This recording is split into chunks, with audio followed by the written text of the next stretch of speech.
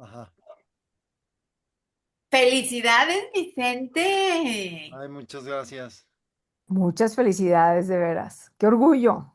Pues eh, la verdad es Orgullo que lagunero. ando al trote en estos días, se han dado muy ocupado, entonces no he tenido tiempo ni de poner algo en las redes ni nada, ¿no? Entonces, este, Exacto, te estoqueé y no vi nada. no, no, no. ¿Qué onda eh, con Vicente que no cacarea? Sí, de hecho, para ese premio uno tiene que ser postulado por instituciones y todo eso, y le pregunté a quien me postuló, que fue eh, El Siglo, el periódico del Siglo de Ajá. Torreón, y concretamente, bueno, quien estuvo haciendo toda la papelería y todo eso, le dije, a ver, dime quiénes te dieron cartas y todo eso, ¿no? Porque él fue el que me habló y me contó de todo esto. Y tengo ahí los correos, pero o sea, no he podido escribir, dando las gracias. Y digo, por obvias razones no voy a poner nada en las redes antes de escribir, ¿no? Porque pues este, en fin, la cuestión es que este, cayó en una semana muy, muy pesada. No deja de ser una gran noticia, por supuesto, sobre todo porque es de mi tierra, ¿no?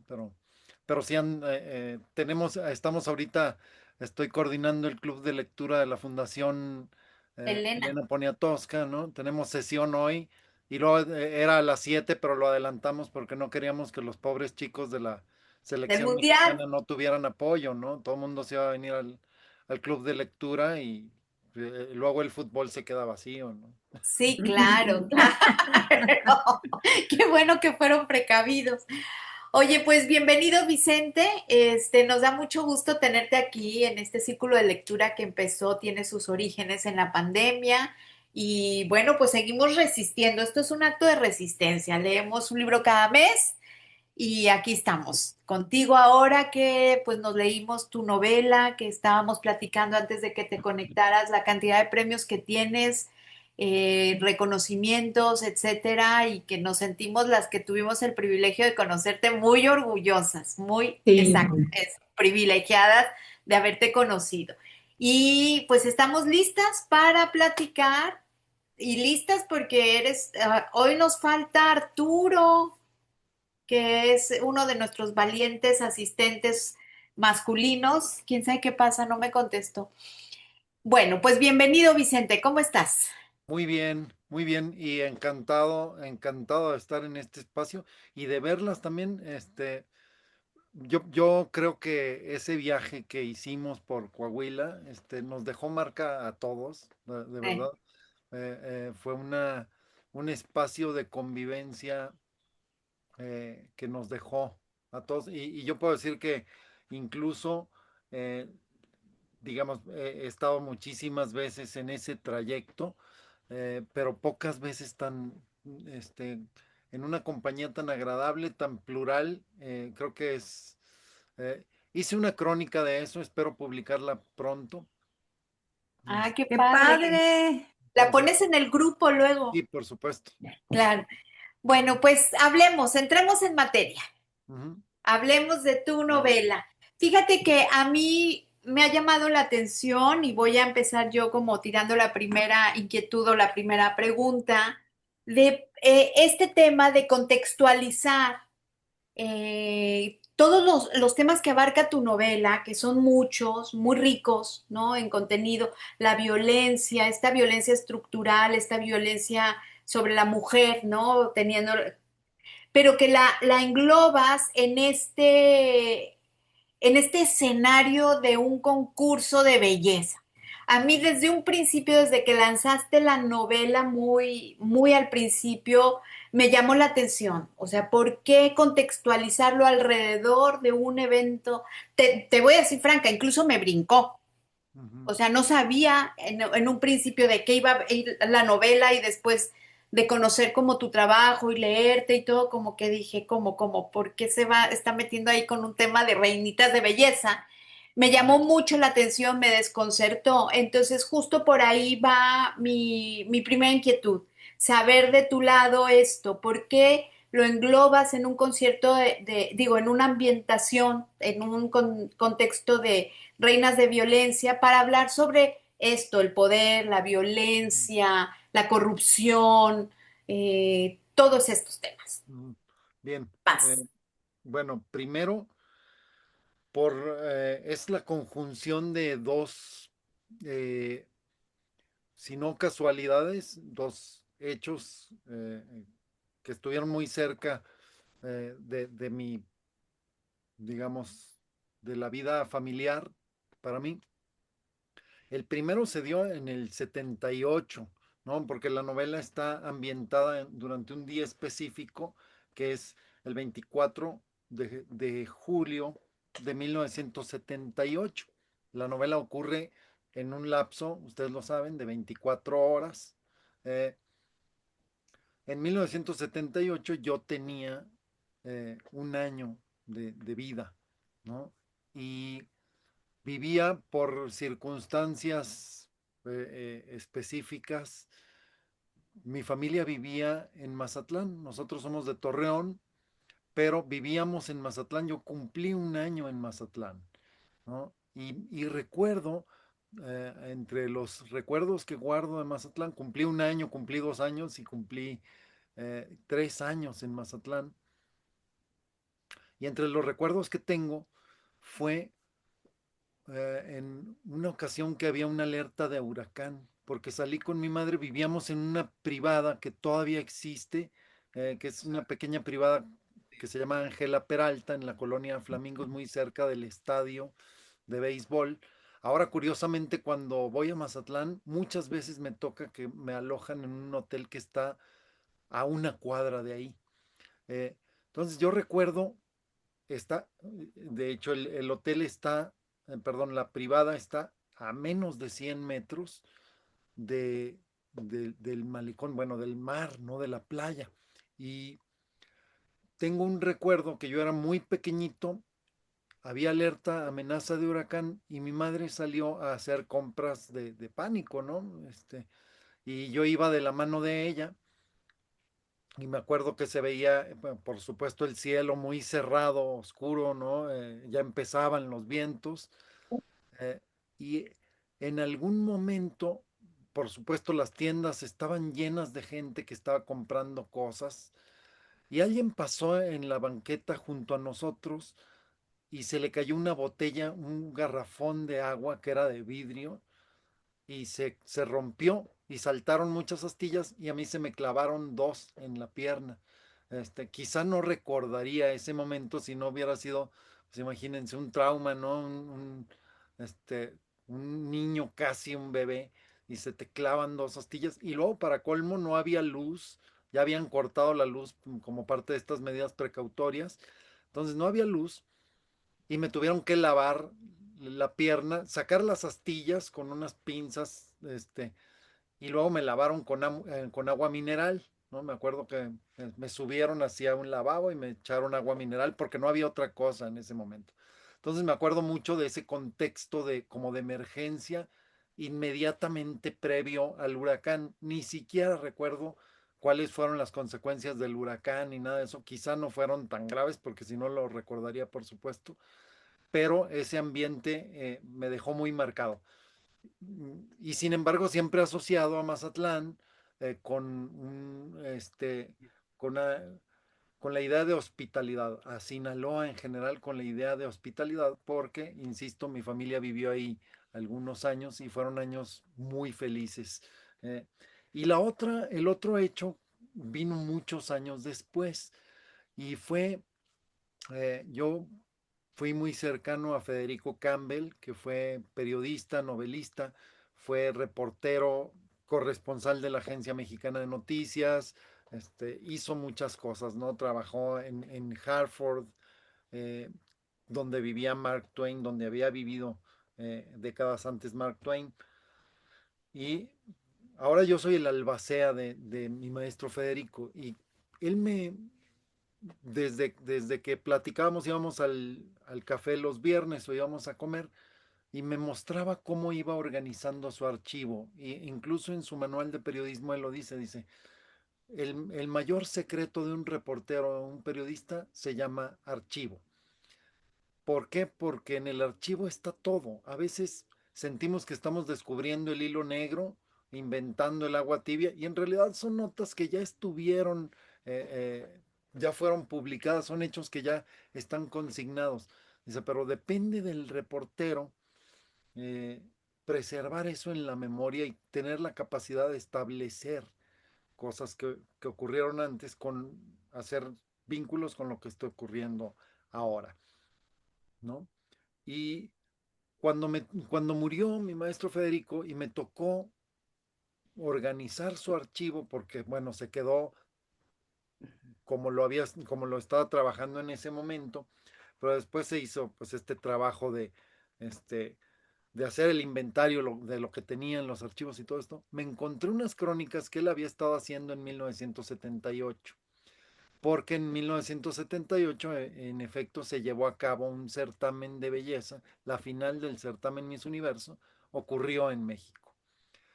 Y ni siquiera, estoy seguro de que ni siquiera les tengo que decir qué significa que Miss Universo ocurriera en México, porque lo estamos viviendo ahora mismo, ¿no? Tenemos este, el Mundial de Fútbol aquí en la Ciudad de México, ¿no? Yo estoy en la Ciudad de México, este, mi cuñada trabaja en la UAM Xochimilco y dice, bueno, desde hace meses está el problema de toda la remodelación de los espacios, pero estos últimos días dice, es imposible circular por ahí, ¿no? ¿Por qué? Porque hay activistas, manifestantes de muchas causas muy variadas. ¿Por qué? Porque aunque siempre se promueve la idea de que estos eventos son apolíticos, en realidad son muy políticos, ¿no? Eh, y eso es lo que pasaba con Miss Universo. Cuando yo era niño, siempre nos decían, no, bueno, es que Miss Universo no tiene, es una actividad o un evento que no tiene nada que ver con la política, y se promovía como una suerte de Naciones Unidas del glamour. La frase no es mía, al rato les voy a decir de quién es, este, pero se tenía esta idea, ¿no? De que era una fiesta plural, multinacional, que promovía valores. Y cuando uno se pone a ver, este, destacan dos cosas. La primera, que este tipo de prácticas no eran tan inofensivas como nos habían dicho, ¿no? Porque contribuyeron mucho, creo yo, a instalar visiones sesgadas y prejuicios alrededor de cánones de belleza o prejuicios de lo que es o no es cierto país o ciertos países, ¿no? Pero también ocurrían muchas cosas alrededor, como ya lo señalaste, ¿no? ¿Por qué? Porque había un foro tan grande, convocaban a tanta gente que todo, toda aquella persona que tenía un mensaje que transmitir se veía tentada a buscar esos reflectores, ¿no? Por decir, por ponerlo en números, ¿no? Me di cuenta de que en 1978 se calculaba que eh, más de 900 millones de personas iban a ver la final de Miss Universo, en un mundo en el que había aproximadamente 4.000 millones de personas en el planeta. Es decir, casi una de cada cuatro personas en el mundo iba a ver por televisión lo que iba a pasar ahí. Por supuesto que es un foro absolutamente tentador para todo aquel que, o sea, para los políticos, tentadorcísimo. Y no deja de ser tentador ahora en el mundial, lo estamos viendo, ¿no? Todo mundo quiere su espacio y sus reflectores, porque puede ser este, un espacio de proyección insólita. Ahora, yo ayer estaba divertidísimo viendo con Iliana, mi esposa, y con Caro, nuestra hija. Fíjense, ubican ustedes al pato Merlín. Es un patito que andaba aquí en el centro histórico con la playera de la selección nacional, con una señora que trabaja vendiendo bebidas en un carrito. Si ustedes googlean Pato Merlín, ya obtuvo portadas en el Washington Post. Es lo que te iba a decir, Es salió un hoy en el fenómeno periódico. internacional, ¿no? Sí, Cualquier político envidiaría la proyección que tiene un patito, por traer la playera de la selección. Bueno, ahorita estábamos viendo en la mañana, ya inventaron, se llama Merlín el pato y ya inventaron las merliconchas y ya lo está buscando, o sea, incluso, no, o sea, ayer salió en Televisa, pero ha estado, por ejemplo, AP, Reuters, las agencias internacionales ya hicieron notas alrededor del pato. Entonces, este, algo que es absolutamente, o que parecería absolutamente intrascendente, cobra una relevancia que no es menor. ¿Y por qué digo que no es menor? El asunto del pato es lo de menos, ¿no? El asunto es que lo hemos visto también en este mundial. Están familiares de desaparecidos tratando este, de enviar estos mensajes, ¿no? Entonces, ¿qué nos dice que las agencias cubran con tanta profundidad y destinando tantos espacios, o los medios de comunicación que tenemos que destinen tantos espacios a un pato y no le destinen tantos espacios a familiares de desaparecidos, ¿no? ¿Podríamos afirmar que eso es apolítico? Yo creo que no. Yo creo que sí hay una política implícita que es cómo priorizamos nuestras preocupaciones, nuestros intereses a nivel nacional e internacional, ¿no? Entonces, este, yo quise hacer la novela, regresando a tu pregunta, Esperanza, a tu observación. Me lo han dicho muchas veces, me han dicho, oye, pero tú eres alguien que ha hecho libros de crónicas sobre lo que pasa en Guerrero, la violencia. Eso, sí, sí me meto mucho en lo que se considera temas sociales. ¿Por qué ahora escribes sobre un certamen? Porque no es la novela sobre el certamen, sino sobre todo lo que estaba alrededor, ¿no? Y que eh, ha sido sistemáticamente negado, ¿no? Cuando hacían las primeras presentaciones de la novela, había muchas personas me decían, oye, pero ¿cómo se te ocurrió poner a las activistas o a los activistas alrededor de donde estaba, alrededor del auditorio donde estaba la final del certamen de belleza? A mí no se me ocurrió nada. Les digo que cuando empecé a ver las crónicas que había hecho Federico Campbell, eh, documentando justamente casos de racismo o amenazas a ciertas concursantes. Eso me conectó con otras crónicas que en su momento hizo Ricardo Garibay, y con otras crónicas que en su momento hicieron personajes como Carlos Monsiváis o como Elena Poniatowska. Es decir, alrededor de lo que ocurrió en 1978 en México, hubo, hubo ya las mismas manifestaciones que estamos viendo en 2026. Que la historia oficial tienda a borrar de un plumazo todo eso que estaba pasando, bueno, pues esa es otra cosa, y justo a eso quiere abonar la novela, a decir, la historia no está escrita en piedra, sino la historia implica una reelaboración y una reformulación constante. Qué lástima que no está la doctora Lucrecia ahorita, que tenía que atender una llamada de teléfono, pero ahorita que regrese, ella es una especialista en el tema, ¿no? Y tenemos derecho a reelaborar, o a reformular el pasado. Que nos lo hayan contado de una manera no quiere decir que forzosamente hubiera ocurrido nada más así. Y entonces me pareció importante, eh, echar luz sobre lo que estaba ocurriendo en ese momento, porque algo aparentemente trivial, intrascendente, como un concurso de belleza, puede ser el escaparate perfecto para reflejar muchas situaciones que se estaban dando, ¿no? sí, pues sí. Que uno lo entiende claramente cuando la lee, ¿no? O sea, lo vas viendo en el transcurso de la lectura. Quisiera preguntarte y luego cedo la palabra para que ver quién te quiere hacer algún comentario acerca de la novela y todo.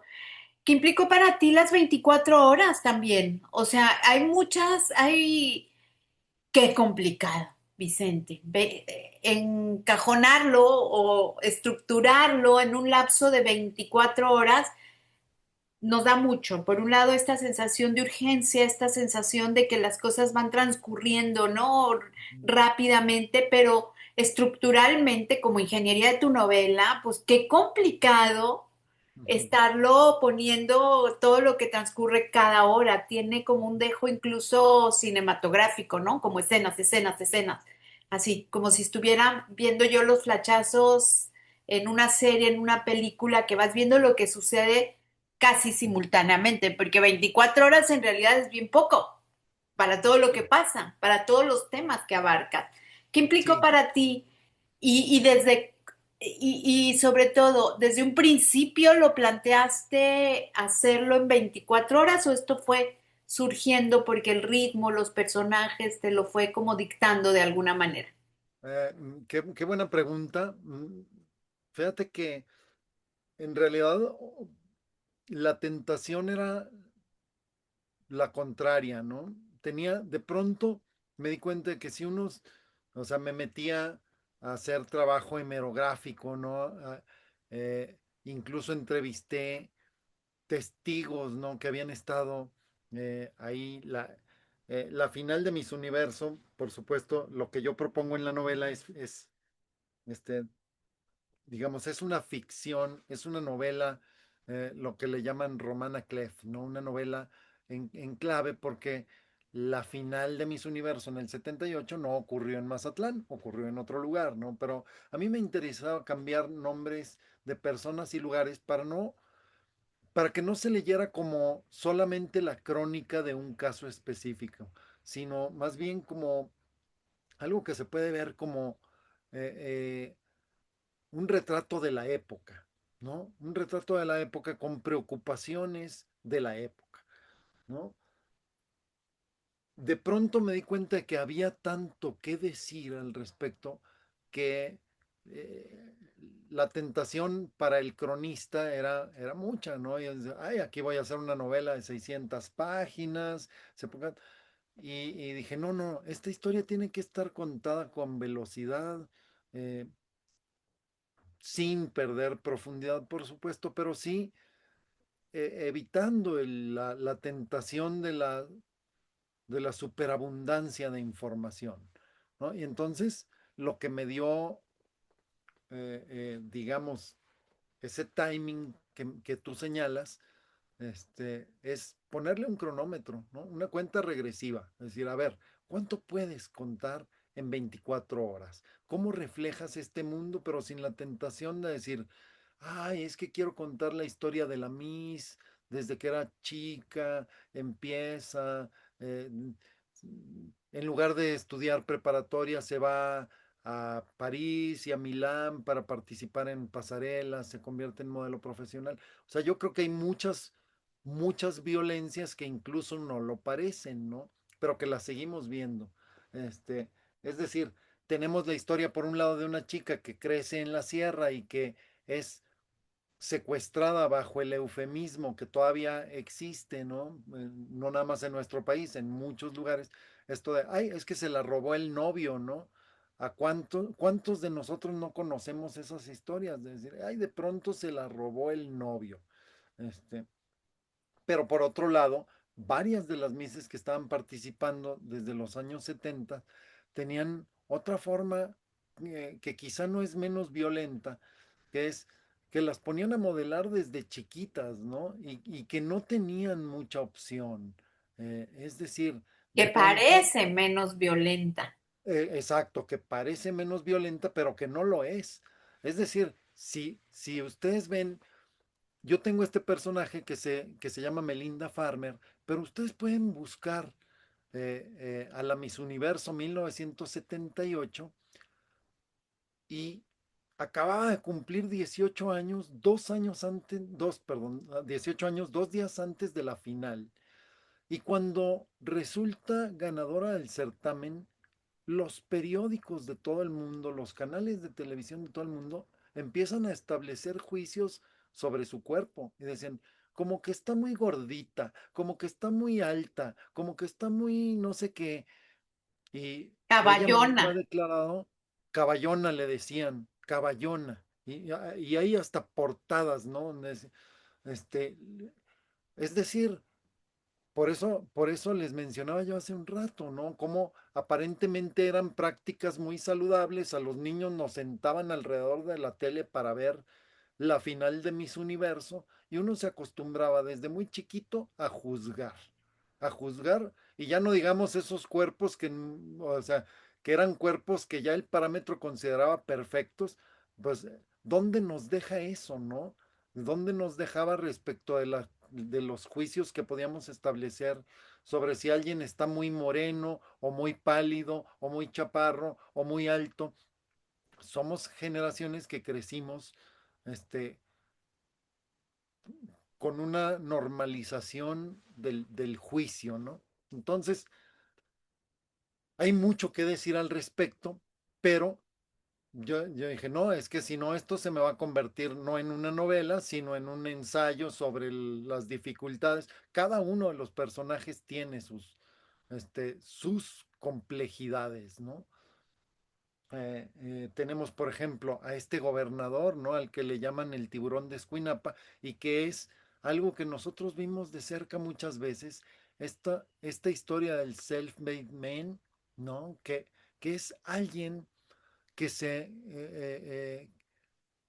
que se construye a sí mismo y que entonces tiene una idea del mundo, ¿no?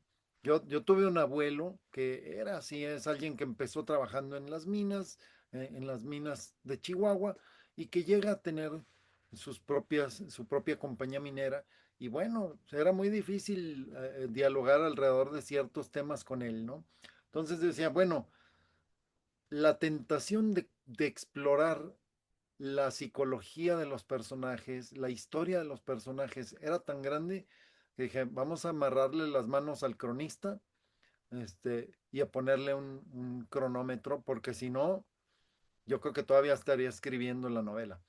Este, y respecto a este timing cinematográfico, fíjate que ya desde fines del año pasado vendimos los derechos. No sabemos si va a salir una película o una serie, pero bueno, ya vendimos los derechos, ¿no? Entonces, ya veremos, tengo mucha tentación de ver cómo se verá esto en pantalla, porque sí tiene como también era un poco la intención, ¿no? Hacerlo con un timing muy que tendiera a lo cinematográfico y aprovechando recursos como el suspenso, la sorpresa, el enigma, ¿no?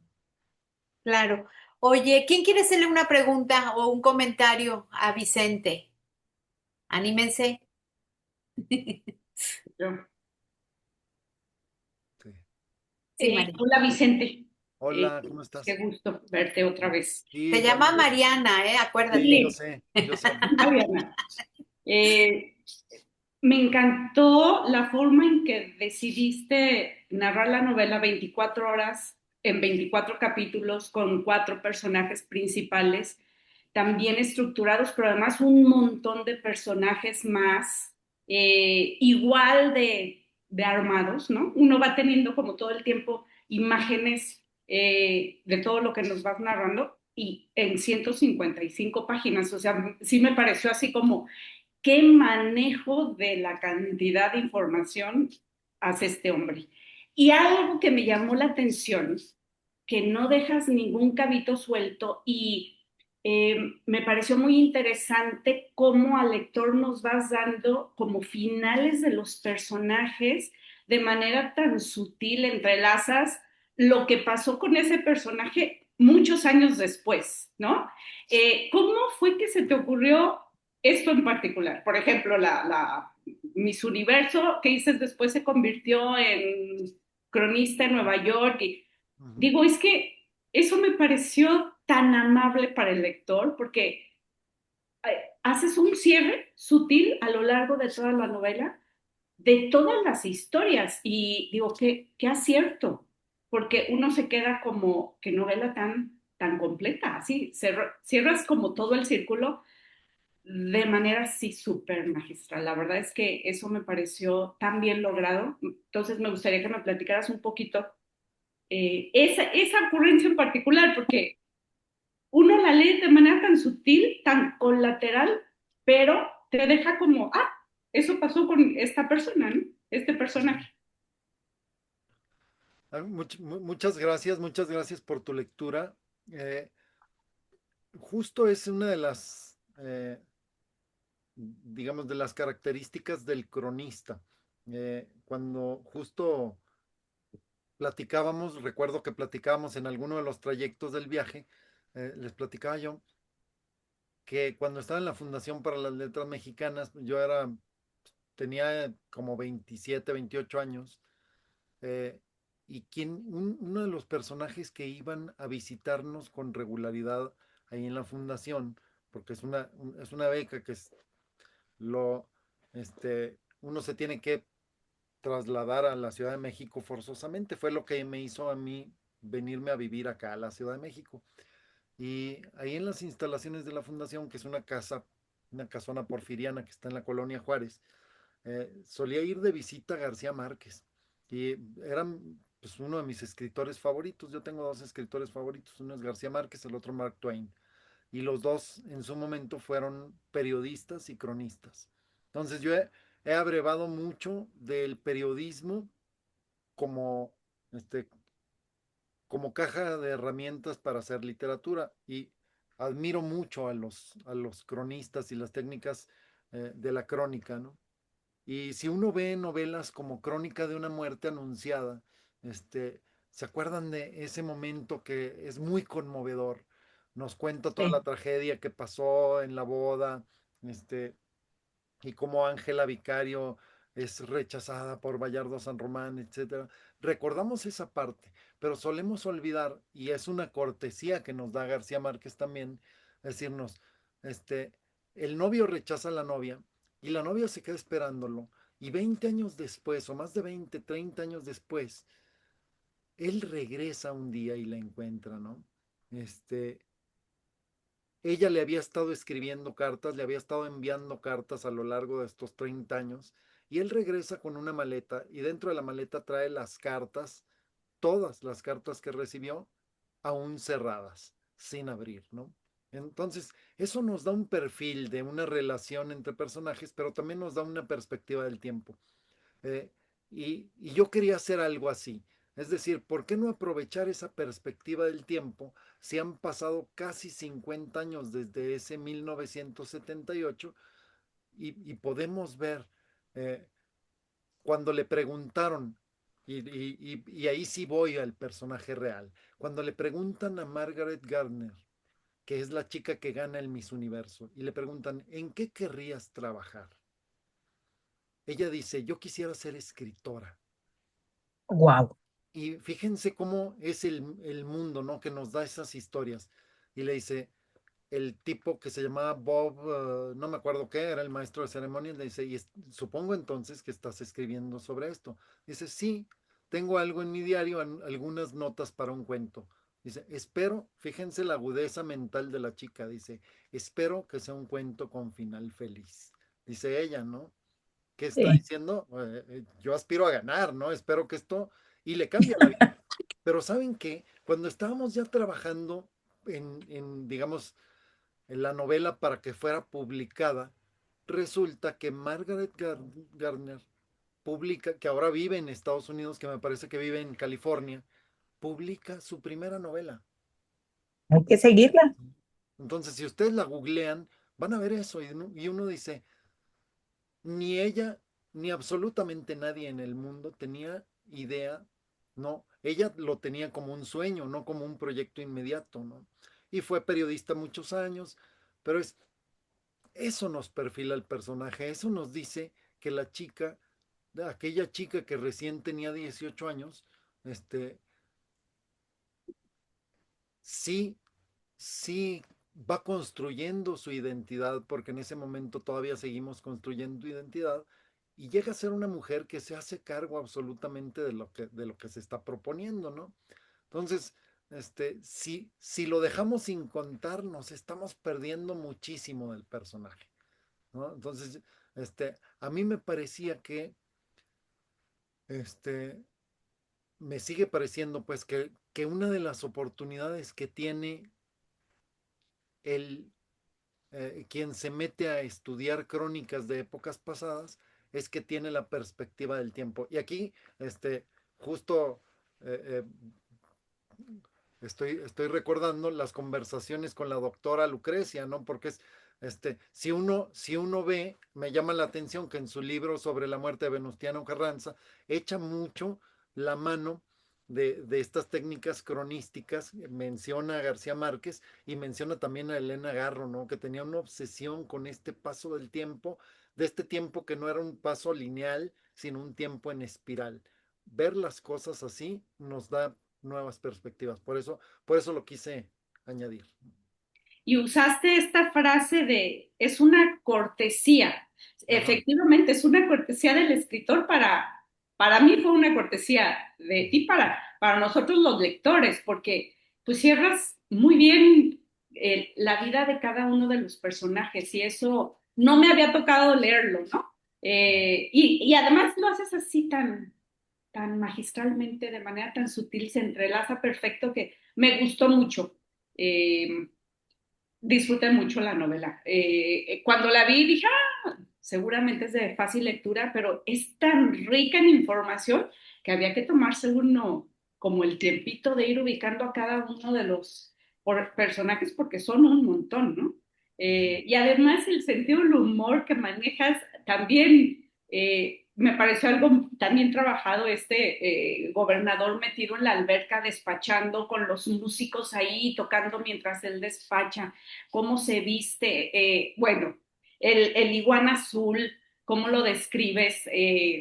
Disfruté mucho la novela, felicidades, me encanta. Y además, leer algo de alguien a quien conocí, bueno, me lo hizo todavía mucho más disfrutable. Muchas gracias, Vicente. No, pues al contrario, gracias, Mariana. ¿Sabes? El próximo viaje a Coahuila, yo pago eh, las botellas de Casa Madero. Qué rico. Oye, ¿y quién más? ¿Alguien más quiere comentarle? A mí, ahondando un poco en todo esto que decía Mariana, que en 156 páginas, Vicente, abordas un montón de temas. O sea, sí es muy impresionante como la profundidad que logras con esta economía de palabras.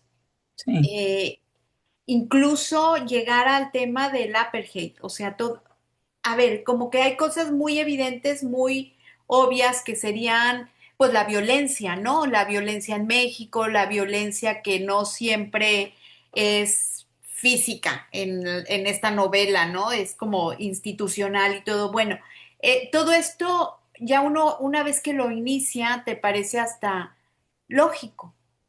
Sin embargo, empezar a meterte con todo el tema del apartheid y hacerlo como de manera tan puntual, con esta, insisto, economía de palabras, o sea, abarcas un montón de temas bien importantes al final de cuentas.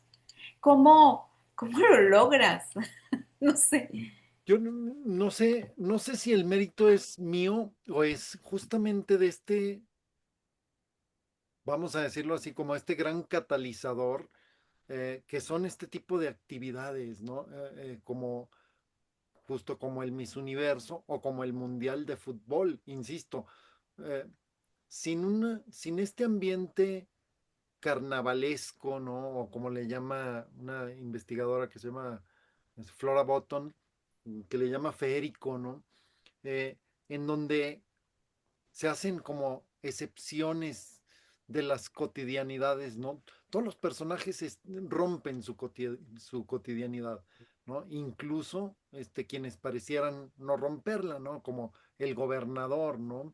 Eh, Él se da cuenta de que él no es el mismo tampoco, ¿no? Hacia el final de la novela lo vemos como, dice, bueno, es que de repente llegan los organizadores y no me toman en cuenta para algunas cosas. Todos ven trastocadas sus rutinas, ¿no? Eh, y lo que hacen justo este tipo de eventos, lo mencionábamos ya, es atraer a personas con perfiles muy distintos. Entonces, a lo mejor alguien está lidiando con un tema de racismo, ¿no? Porque insisto, han preguntado, oye, pero esto de que le llegaran anónimos a la chica de Sudáfrica, es como muy de novela policíaca, ¿no? A ti te encanta la novela policíaca. Sí, no voy a negar la cruz de mi parroquia, pero pasó. Los anónimos llegaban, ¿no? Y había una investigación alrededor de todo esto. Y había grupos de activistas radicales que amenazaron con poner bombas y había, o sea, es decir,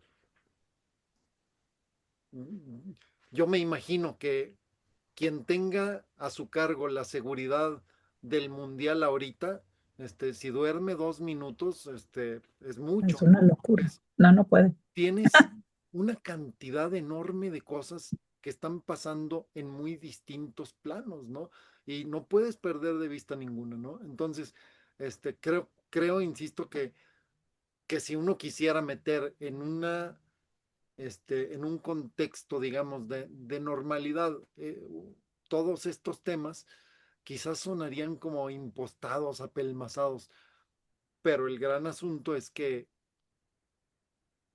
insisto, estas situaciones permiten, ¿no? Pasar de uno a otro porque así se viven. O sea, eh,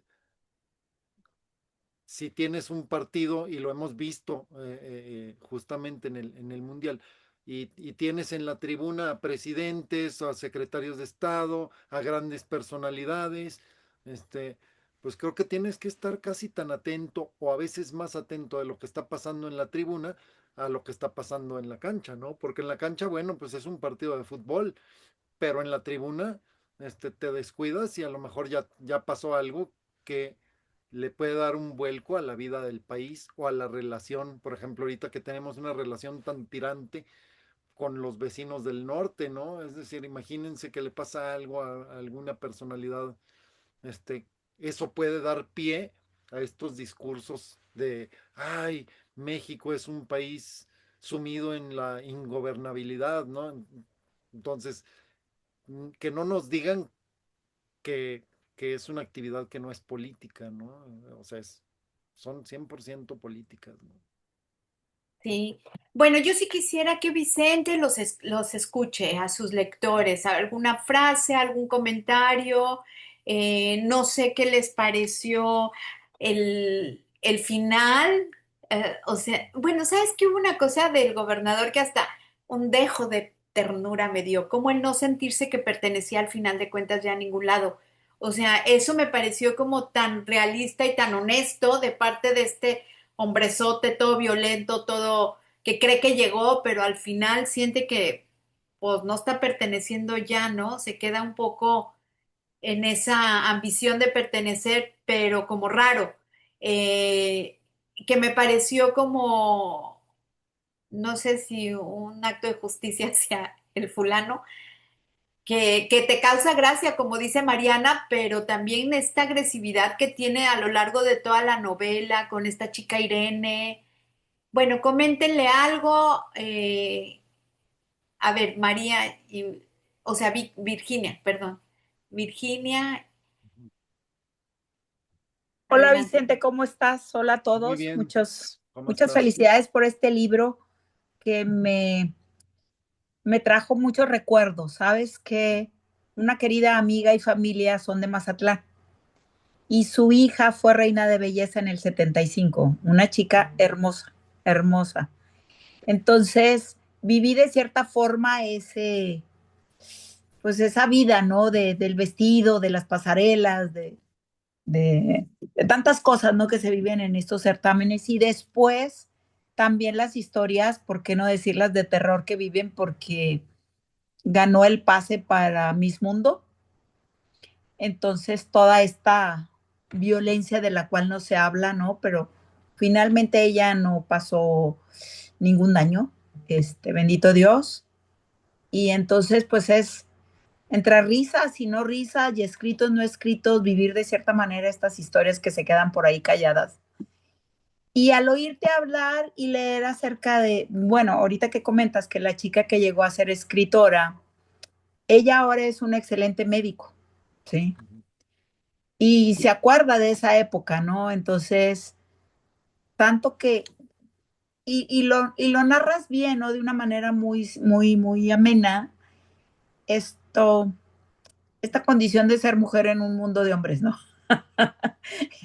Y más en esta vida tan, tan politizada actualmente, ¿no? Entonces, cómo de alguna manera, pues ellas como mujeres, tanto la protagonista como la sobrina de la cual comento, llegan a sobreponerse, ¿no? Con una valentía. Entonces, este libro me trajo ese gran recuerdo y la forma como lo escribes me hace pensar mucho en la cultura de los chicos y las personas de Mazatlán, porque así son, tienen un humor muy especial, muy simpático, entre agrio y ácido, que la vida la cuentan de una manera tan plena, ¿no? Pues, y pues no me queda más que agradecerte y rescatar esta, como lo dijo Mariana, esta serie de llevarnos en tantas horas, tantas cosas, ¿sí?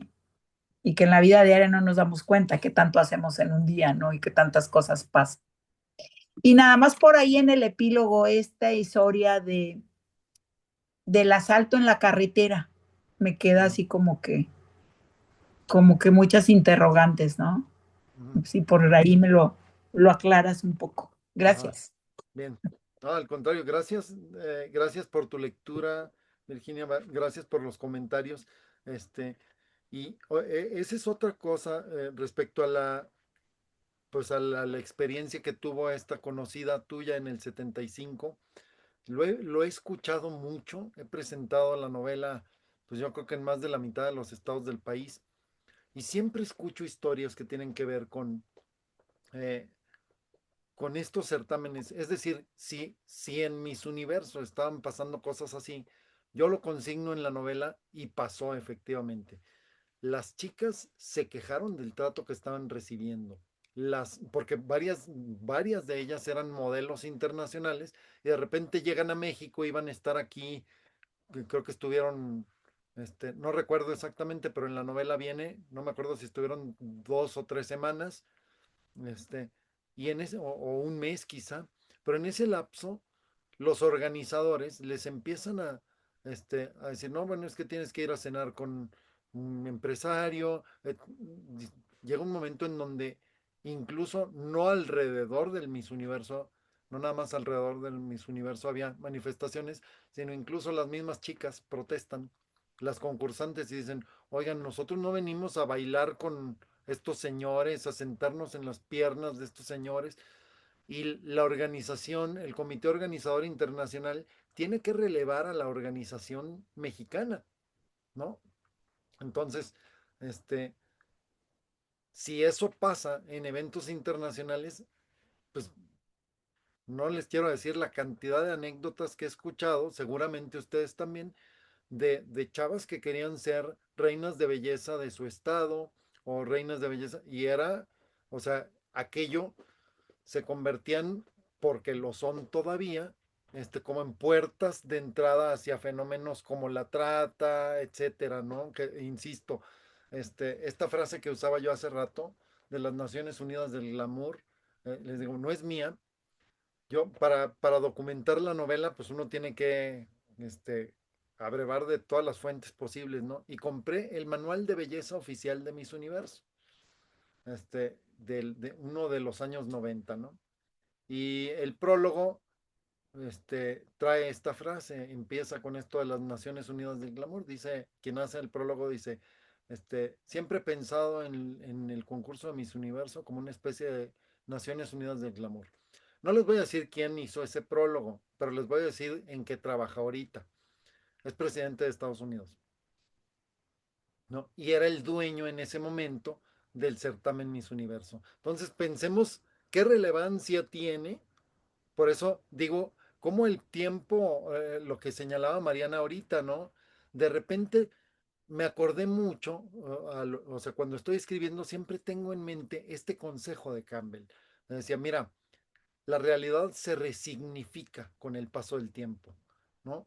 ¿Por qué? Porque a lo mejor lo escribía un empresario, pero ese empresario llega a ser un actor de primerísimo orden en la política internacional, y ya vemos qué importancia le ha dado a las Naciones Unidas, ¿no? Es decir, si alguien ha desestimado en el último medio siglo a las Naciones Unidas, pues yo creo que es ese personaje, ¿no? Entonces, si desestima las Naciones Unidas, ¿qué quiere decir que diga que un concurso de belleza es como unas Naciones Unidas del glamour? ¿Podemos pensar en legalidad? Yo creo que no. Yo creo que más bien él piensa que las empresas que posee, incluso con las personas que trabajan ahí, son de su propiedad y que él puede hacer lo que quiera con ellas, ¿no? Hay videos realmente indignantes del trato que le daban a las chicas que llegaban a hacer casting para participar en Miss Universo, ¿no? Este personaje. Entonces, insisto, ¿no? De ahí para abajo, el problema es que el esquema se replica y se replica y se replica. Entonces yo creo que no hay tal cosa como certámenes de belleza, este, positivos, no, no, yo creo que no. Yo creo que podemos hacer otro tipo de prácticas, pero que no pasen justo por estos, montón de prejuicios, pues. ¿Alguien más quiere hacerle? Lucrecia levantó la mano. Vas, Lucre. Sí. Tienes activado desactivado el micrófono. Ajá. Ahí está, listo. Que te quiero felicitar. Desde que nos vimos en Torreón ya había leído tu novela y me encantó. Tengo una observación con relación a los tiempos, no de tu novela, sino de la vida contemporánea. Yo hubiera pensado que los concursos de belleza, al que tú te estás haciendo referencia, tendieran a desaparecer debido a este, a los movimientos feministas que ha habido a través del tiempo. En los 70s y en los 80s, pues se da un breaking point, o sea, un rompimiento en relación a la posición de las mujeres en el mundo. Y entonces bueno, consideraba que en poco, o sea, porque a mí me tocó, bueno, yo soy mucho mayor que ustedes, a mí me tocó pues estar presente en algunos de esos concursos y en alguno de ellos me tocó hasta ser, ¿cómo se dicen? Juez, Ujú. estar en el jurado. Por supuesto que mi voto nunca, o sea, al revés de todos, ¿verdad? Yo era la única que votaba por algo y todos los demás votaban igual, X. Pero sí, siempre pensé que eso tendía a desaparecer en el mundo. Y resulta que no, que sigue vigente y que por más que les ponen preguntas más sofisticadas, se supone que con un poco más de inclinación hacia la cultura y al conocimiento, a final de cuentas está vigente. Y esto que vivimos en tu novela de la mujer del 78 maravilloso, me encantó la novela con la forma que tienes de describir y la forma como ya lo dijeron de tratar a los personajes. Me encantó todo hasta el final. Este, pero mi reflexión es en torno al tema, ¿verdad? De que yo pensé que eso iba a desaparecer y pues no, no desaparece. Y sobre todo que pues sí son eventos políticos, definitivamente están muy políticos, muy politizados y de manera internacional. O sea, bueno, pues nada más como comentario, que me despertó muchas inquietudes la novela. Gracias. Muchas gracias por la lectura y por la observación, porque yo coincido plenamente. O sea, uno no se explica. Monsiváis en un libro que se llama Amor Perdido, tiene una crónica de, este, ahorita no recuerdo el nombre, pero bueno, ahí la encuentran y consigna cómo desde los años 70 ya efectivamente había estas protestas con la anterior ola feminista, Ujú, y dice, él incluso consigna cómo las chicas participantes abrazaban estos discursos feministas para empatizar con esas manifestaciones, sí. pero digamos, esta capacidad que han tenido estos certámenes de asimilar incluso las voces que se oponen a ellos y transformarlas para su beneficio, ¿no? Es asombroso. Por eso el año pasado que gana esta chica mexicana, por cierto, en donde la ponen ahí en un video enfrentándose a uno de los organizadores y que dice, no, es que ahora estoy empoderada.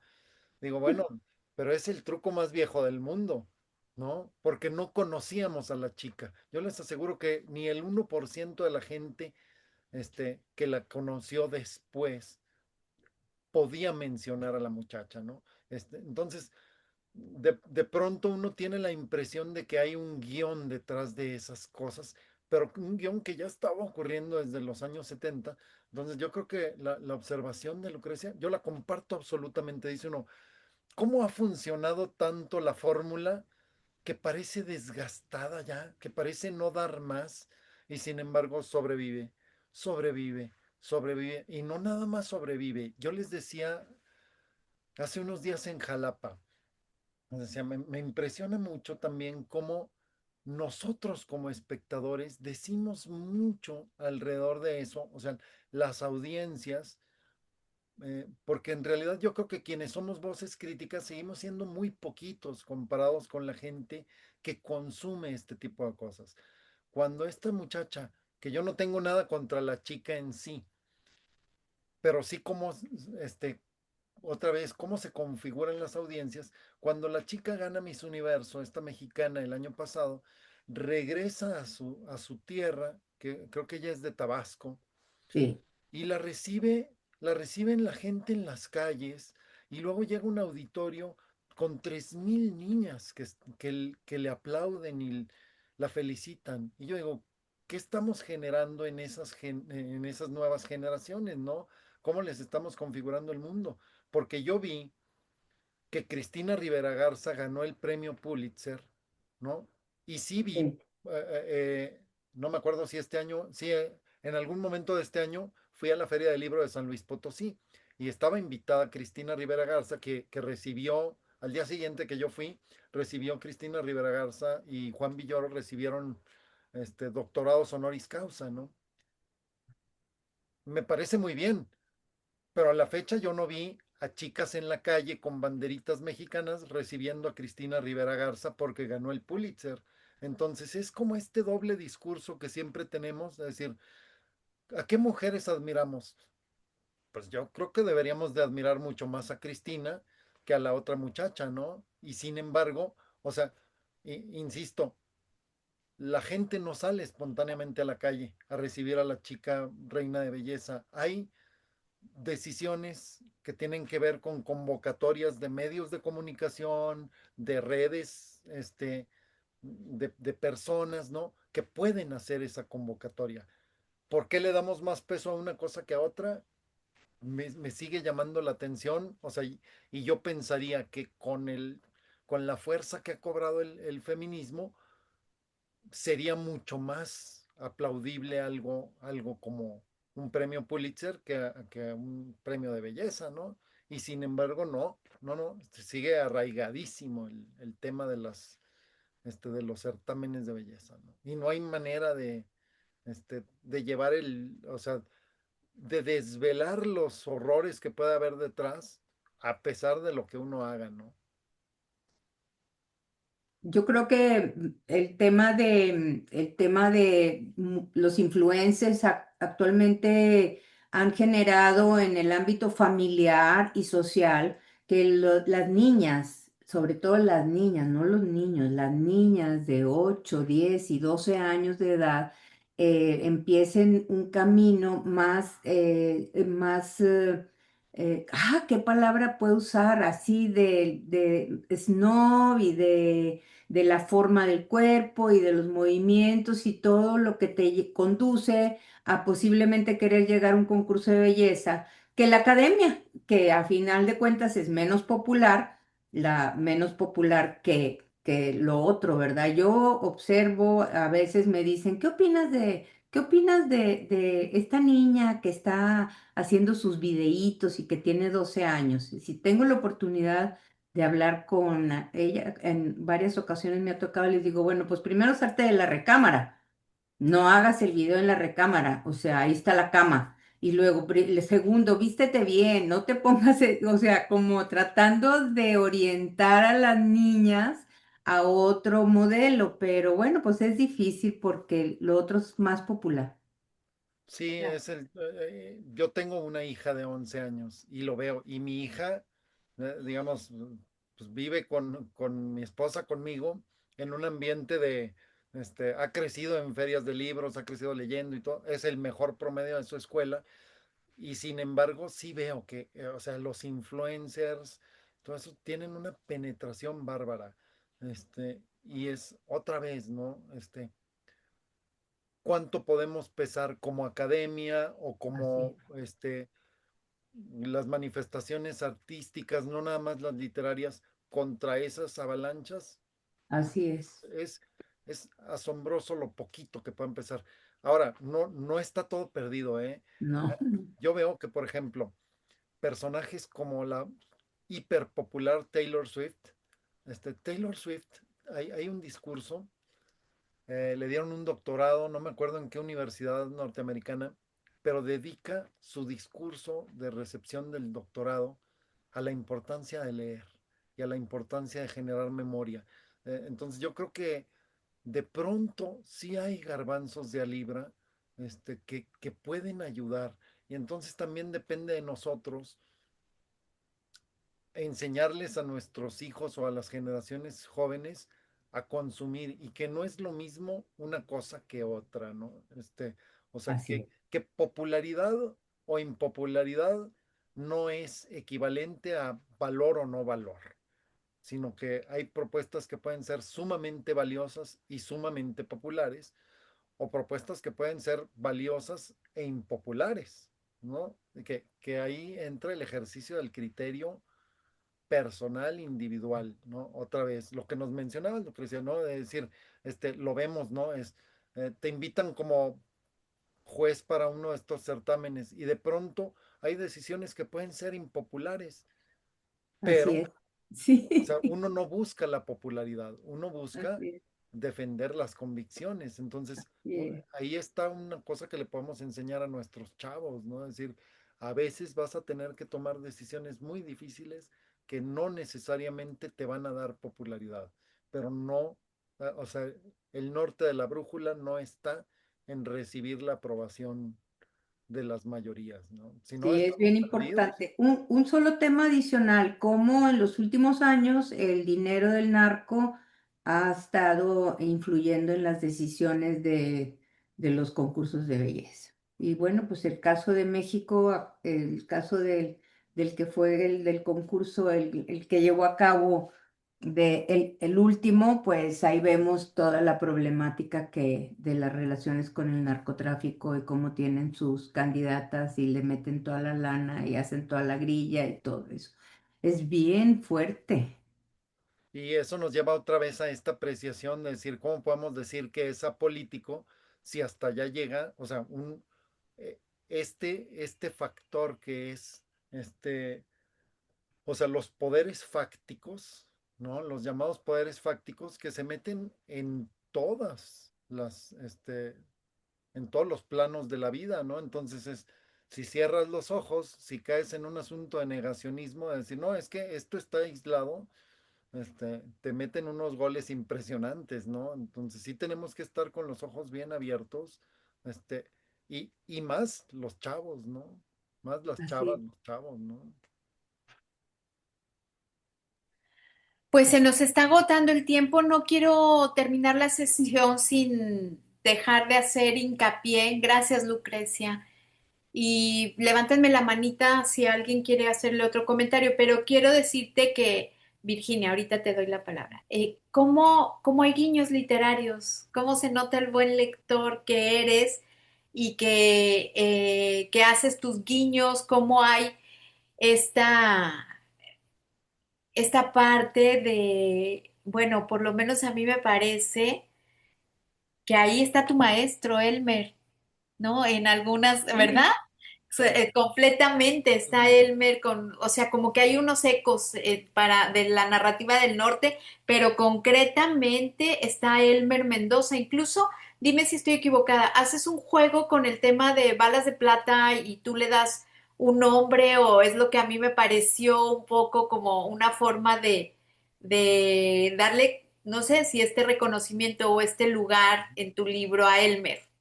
Sí, aquí y meto personajes de balas de plata y meto personajes también de un asesino solitario. Pongo, por ejemplo, cuando les decía, no ocurre nada en la novela que no haya ocurrido antes en la realidad. Nada más que cambio nombres de personas y lugares. Este momento donde el periodista que se apellida Garay está tratando de entrevistar sicarios, asesinos a sueldo, le ocurrió en la realidad a Ricardo Garibay, que en Guerrero le dijeron, oiga, mire, fulano de tal era asesino a sueldo, y él llega y le pide oportunidad de entrevistarlo, ¿no? Eh, ese pasaje él mismo lo contó en varios de sus libros de crónicas, y yo dije, bueno, si lo vamos a trasladar a Sinaloa, pues por supuesto que tiene que estar ahí el europeo, ¿no? El asesino a sueldo de mi maestro Elmer, ¿no? Sí.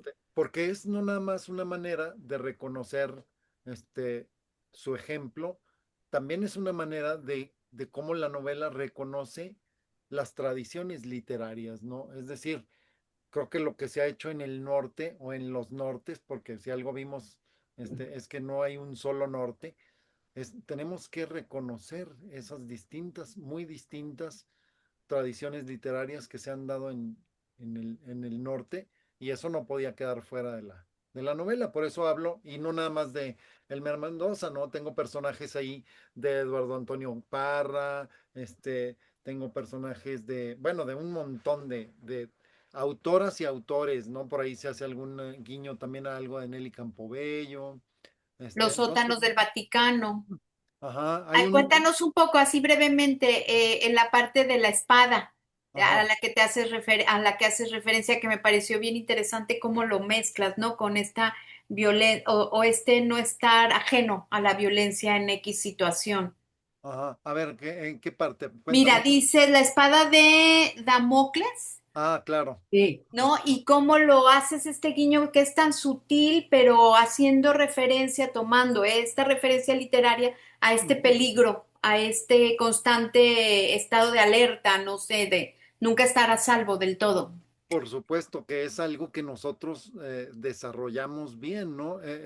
Hay homenajes a lo largo de la novela, también, por ejemplo, a los periodistas, ¿no? Al oficio periodístico, porque, insisto, personajes como Ricardo Garibay, como Vicente Leñero, como la misma Elena Poniatowska, eh, ejercieron el periodismo en momentos en donde no era nada fácil ejercerlo. Es decir, sabemos, ¿no? Que a la fecha hacer cierto tipo de periodismo implica vivir con el riesgo constante, ¿no? Entonces, creo que de pronto nos acostumbramos a oír eso y parece que es algo que en realidad no ocurre, pero sí ocurre, ¿no? Sí, Claro. Ocurre que los periodistas desaparecen, ocurre claro. que, Estas violencias que le pasa al personaje, ¿no? Por estar buscando la nota, por exacto, hacer estas alianzas que de repente parecería que no le queda de otra,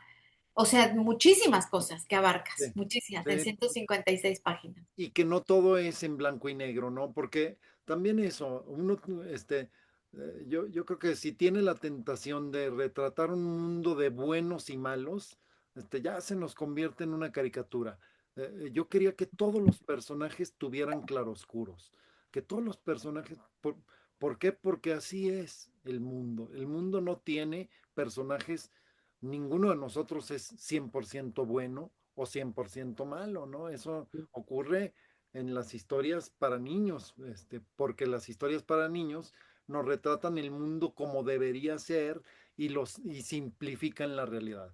Pero nosotros, a medida que crecemos, nos damos cuenta que esa realidad tiene matices muy complicados y que depende desde dónde estamos viendo, o sea, la perspectiva siempre es importante, ¿no? Entonces, este, es una tentación que se tiene que evitar, ¿no? Hacer un juicio lapidario y absoluto de los personajes porque uno no sabe dónde está parado el otro, ¿no? Así empieza el Gran Gatsby, ¿no? Cuando Sí. sientas la tentación de juzgar a alguien, recuerda que no todo el mundo tuvo las mismas oportunidades que tú, ¿no?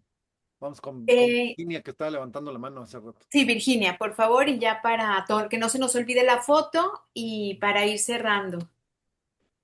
Lástima que terminó. Únicamente para agradecerte, yo no había leído ningún libro de los tuyos. Me encantó porque desde el principio atrapa y pues finalmente es nada más eso, agradecerte y felicitarte por tus éxitos. Vamos, al contrario, muchas gracias de verdad por la lectura, ¿no? A todas, gracias. Bueno, a Rogelio también. Este, de verdad creo que a mí me gusta mucho participar en clubes de lectura porque no es lo mismo ir a un auditorio donde uno tiene que hacer labor de venta para que la gente se lleve el libro, no es lo mismo que conversar con quienes ya lo leyeron, ¿no? Es una experiencia para uno como autor totalmente distinta, porque antes que autores somos lectores, ¿no? Yo soy primero lector y me encanta por eso convivir y conversar con otros lectoras y lectores. Pues muchas gracias, Vicente. ¿Se ponen para la fotito? ¿Tienen su libro a la mano para tener la foto del Uy, no recuerdo? lo tengo en la mano. Bueno, los que lo tengan, porfis. Una, dos, tres. Ahí va otra vez. Una, dos, tres. Listo.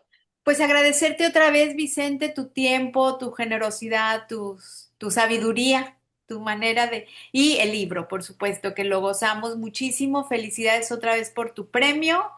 Y bueno, pues estaremos atentos a todo lo que hagas y a ver si próximamente te invitamos con otro de tus libros, con, ¿qué será? La sangre desconocida, los Sí, huesos me, de me- San me acabo de dar Lorenzo. cuenta de que salió una reedición de La Sangre Desconocida. Ese Ah, es el que yo tengo. sí, salió una reedición, entonces, bueno, me dio mucho gusto. Ahora hay que dar lata para que hagan una nueva edición de Huesos de San Lorenzo, que está. Exacto, que es el que Exactamente. nos quedamos sin poder comprar muchas de nosotras en el viaje. Yo me encontré uno en una librería de Jalapa, ahora que recién fui a Jalapa hace como 2 semanas. Yo me traje uno de los que llevaste de tu casa. Muchas Sí, gracias. oye, hay que celebrar, Vicente. Ujú. Sí. Hay que celebrar el Claro, premio. claro. ¿Vienes pronto a Monterrey, Vicente? Este, no sé porque dentro de poquito menos de un mes, vamos a estar en Cuba, ¡Ay, qué como, padre! como 6 semanas. Yo voy ¿Necesitas de quien te auxiliar cargue de, las maletas? sí, ¿A qué- no, a- bueno, es que yo voy cargando las maletas, ¿Pero qué? Oye, ¿vas a un taller o a qué van a Cuba seis vamos, semanas? eh, Ileana, mi esposa, va a hacer una investigación, bueno, va a concluir una investigación. Ella estudia mucho el exilio español y bueno, Cuba es importante, pues, es el primer Sí. punto que tocaban los exiliados y algunos se quedaron ahí, hicieron cosas muy interesantes. Entonces, ese es un tema que hemos platicado mucho con Mónica Castellanos, porque como ella hizo lo de Gilberto Bosques, Ajá. todavía está, de hecho, hay investigaciones sobre la presencia de don Gilberto en Cuba. Entonces, este, bueno, va Ileana a concluir esa investigación y yo voy de auxiliar por si algo se ofrece. A cargar las maletas. Exactamente, yo no tengo ningún problema. Me voy a poner a escribir, por supuesto. Yo he estado muchas veces ahí en Cuba, pero hace rato que no voy. Pues vamos a ver también ahí. Oye, a No, ver si no es encuentran a un. Leonardo Padura por allá. Sí, Ojalá y esté por allá. sí, los primeros días que nos toca estar allá, él no está, pero después llega, ya andamos agendando con él, porque sí, bueno, si vas a Cuba y no visitas a No, Leonardo Padura, ¿realmente fuiste a Cuba? No, no. creo que no. Te leo rápido, te dice Lourdes, felicidades Vicente, gracias por tu maravillosa novela, la disfruté mucho y más habiendo compartido contigo en el viaje este viaje tan especial que vivimos. Luego Leti Márquez te dice saludos desde Guadalajara, lean mi reseña por favor. Y por ahí alguien que pone muchas felicidades por tu libro, me encantó el universo que creaste, muy transparente, moverse en la narrativa. Y Muchas gracias. felicidades por tu libro y tu premio, te dice Sol. Pues gracias, Vicente, por haber estado aquí Qué padre. en esta sesión y esperemos vernos próximamente. Encantado como siempre. Muchas gracias otra vez a todas y ojalá nos toque otra vez coincidir en algún viaje. Claro que sí. Y La Seguramente. ruta vinos y dinos. eso nos falta. Muy bien, pues muchas gracias a todos. Los veo en la siguiente círculo de lectura que cerramos con ese el ciclo. Y bueno, les recuerdo, está el curso que va a dar María de Alba. Por favor, les voy a mandar una encuestita. Vamos a hacer como una lectura, Vicente, de la narrativa. Bueno, lo va a hacer María de Alba entre la película Hamnet y la versión cinematográfica Hamnet. Y vamos ahí a cruzar las narrativas de ambos y bueno, va a estar bien padre para Suena que se muy bien. anoten, contéstenme la encuestita y bueno, pues nos vemos hasta la próxima, hasta el próximo mes. Gracias, Vicente. Gracias. Hasta luego, Gracias. Antonio, gracias. Hasta Nos Hasta luego. vemos. Hasta luego. Bye luego. bye. Bye. Gracias.